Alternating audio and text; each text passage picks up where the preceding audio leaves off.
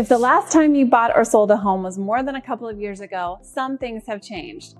And if you heard something back in 2024 about commission rules and kind of just moved on, you probably have half the story. So let me fill in the rest. Back in 2024, there was this big lawsuit settlement involving the National Association of Realtors. It was everywhere. Buyers panicked thinking they'd have to pay their agent out of pocket. Sellers got excited thinking they'd save thousands. And then everyone just stopped following the story.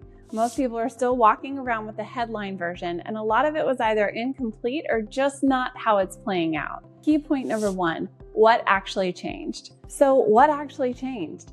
The old system had buyer's agent compensation baked into every MLS listing. That went away. It can no longer be advertised on the MLS, and buyers now sign a written agreement with their agent before touring homes that lays out the fee and what services are included. But here's what most people missed. Sellers can still pay the buyer's agent. That didn't go away. The rule just changed how that conversation happens. And right now, sellers are still covering it in most deals. The big commission collapse everyone predicted never happened. Key point number 2, what buyers need to know. If you're buying, the biggest change is that written agreement. You'll sign it before you start looking at homes, and it tells you exactly what you're paying for up front.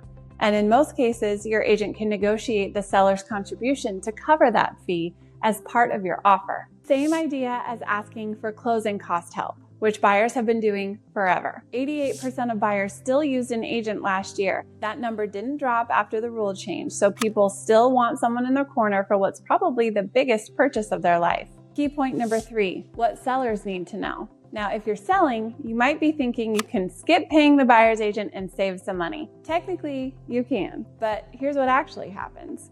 When buyers have to come up with an extra 2.5% to 3% out of pocket to have someone represent them, a lot of them will skip your listing and go to the one where the seller's covering it. That means fewer showings, a smaller buyer pool, and usually a lower sale price. The money you thought you were saving ends up costing you more on the back end. If you haven't bought or sold since these changes went into effect and you're thinking about making a move, it's worth a quick conversation so you know how things work now. No surprises, just a clear picture. Give me a call or shoot me an email, and I'd love to help you figure out your next step.